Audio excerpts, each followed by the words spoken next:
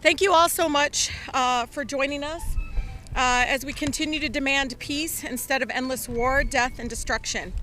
Thank you to many of my colleagues here who have the moral courage to speak out to save lives, no matter faith, no matter ethnicity. We know, many of us from just even in our district, that the majority of the American people are with us in demanding an immediate ceasefire. This isn't a fringe position, y'all. It's the will of the people. I know in Michigan, 53% of our residents in Michigan support a ceasefire. 74% of them are Michigan Democrats, and 64% of them are independents, all, again, supporting a ceasefire. People all around the world, from all different backgrounds, faiths, ethnicities, have seen what is happening in Gaza and have decided that they can no longer remain silent. Over the past few weeks, we've heard a lot about how the president and his administration are concerned and troubled by the Israeli government's actions. We're here to tell him, so are we. And yet, once again, we are continuing, though, to veto resolutions at the United Nations for a third time, calling for immediate lasting ceasefire. We're asking, please, let's go ahead and now prioritize Palestinian lives, and again, saving the lives that are there, many of them women and children. I want you all to know, in southern Gaza, Netanyahu has already promised to invade Rafah, even if there is a temporary ceasefire. I'm repeating this. In southern Gaza, Netanyahu has already promised to invade Rafah, even if there's a temporary ceasefire. Rafah, as many of us know, and many of us have talked to advocates and families, Rafah is where 1.5 million Palestinian families are displaced without food, clean water, and shelter. And calling for a temporary ceasefire is not enough. We all here are saying we need a permanent solution to this. So we know that there's nothing humanitarian about temporary ceasefire that feeds our children in Gaza before the bombing and killing resumes. So we need a lasting ceasefire. I know that 1.7 Palestinians, nearly 3/4 of Gaza's population, have been displaced.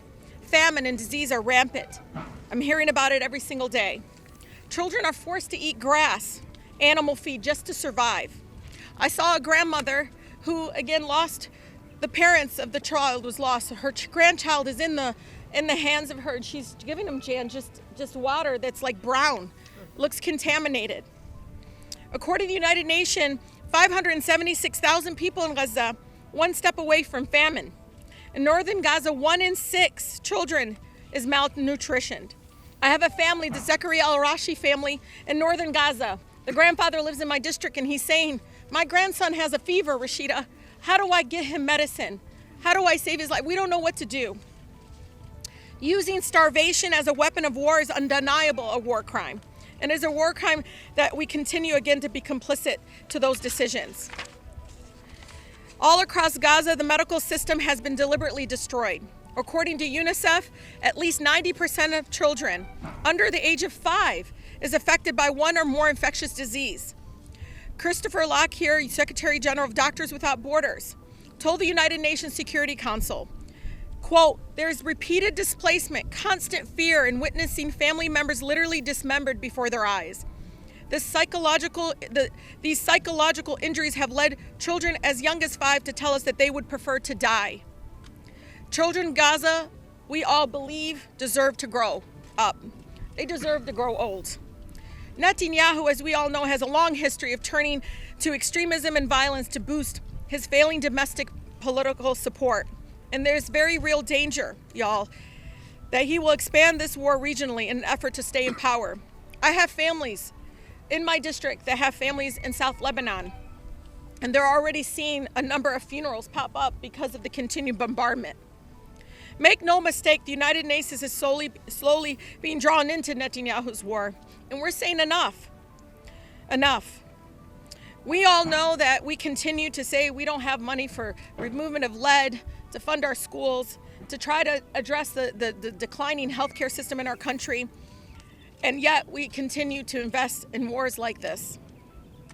We cannot stop organizing, as you all know, and marching until our country facilitates a lasting ceasefire. And that it also includes the release of all hostages and those arbitrarily detained. And let me just be very clear. We must say ceasefire now. We must say release the hostages. And all of that is not conflicting demands. They result in the same thing. They The alternative is continued death and destruction. And I'm here to say, not anymore, not on our watch. I'm here to say that we must choose life over death. Ceasefire now. Thank you.